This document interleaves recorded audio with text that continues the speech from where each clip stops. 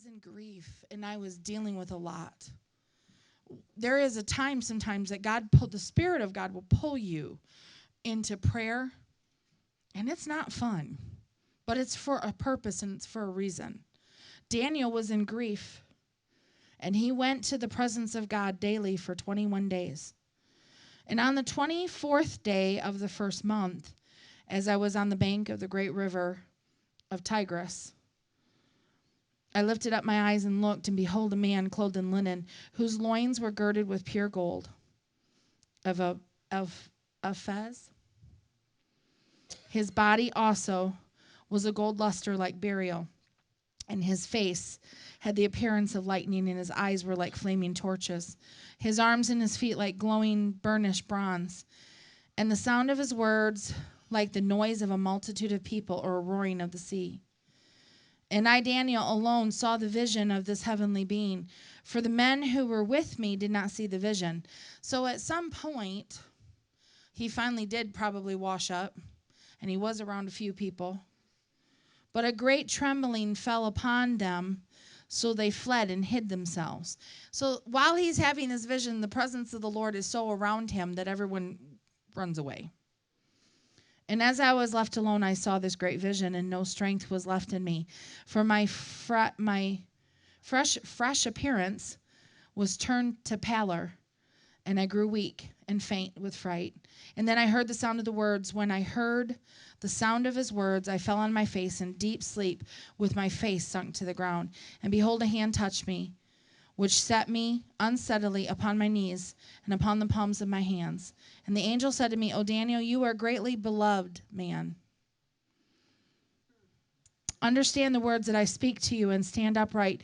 To you I am now sent. And while he was saying this word to me, I stood up trembling. And then he said to me, Fear not, Daniel. For from the first day that you set your mind and your heart to understand and to humble yourself before God, your words were heard. And I have come as a consequence and as a response to your words. But the prince of the kingdom of Persia, I want to stop there for a minute.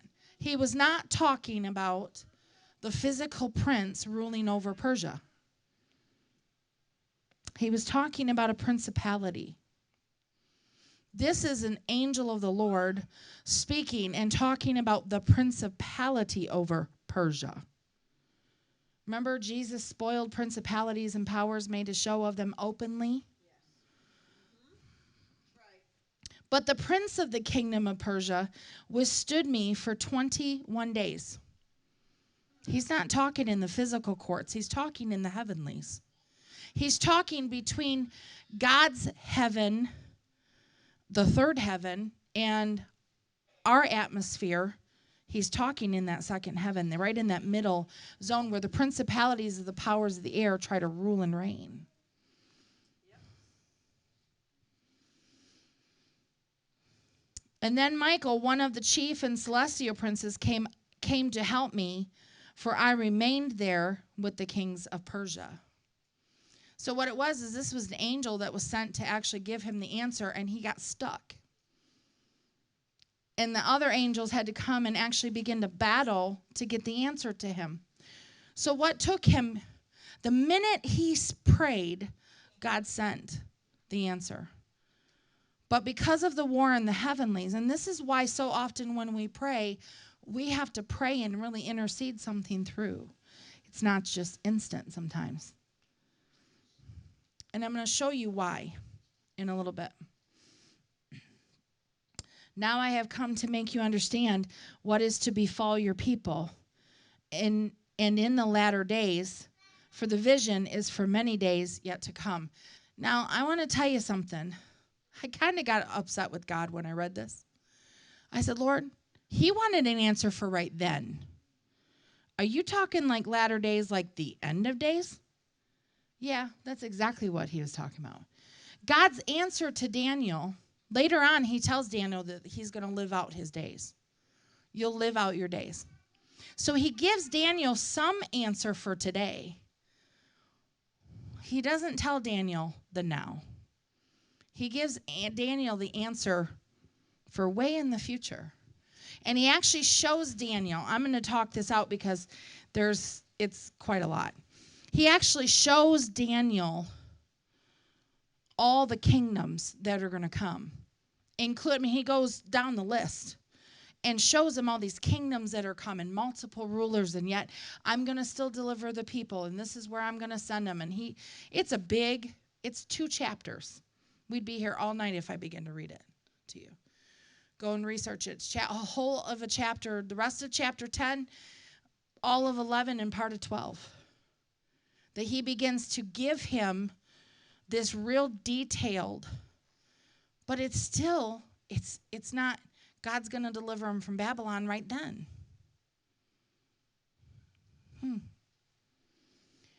Now, further down in chapter 10, verse 19, and he said, O man greatly beloved, fear not, peace be to you, be strong. Yes, be strong. And when he had spoken to me, I was strengthened, and said, let my Lord speak, for you have strengthened me. And then he said, do you know why I have come to you? And now I will return to fight with the hostile prince of Persia. And when I have gone, behold, the hostile prince of Greece will come. He said, I'm going to go and fight, but I'm going to have to keep fighting. But I will tell you what is inscribed in the writing of the truth, or the book of truth. There is no one who holds with me and strengthens himself against these hostile spirit forces except for Michael, your prince, the national guard of angel. Okay. Now, I want you to understand something. First of all, this is before the cross. This is before Jesus spoiled principalities and powers and made a show of them openly. We actually have dominion to pray, call things down. But you know there's still a war in the heavenlies? Because they still fight and act like they have control. They don't. They think they do. So there is still times that we're going to have to pray, and we're going to have to pray things through.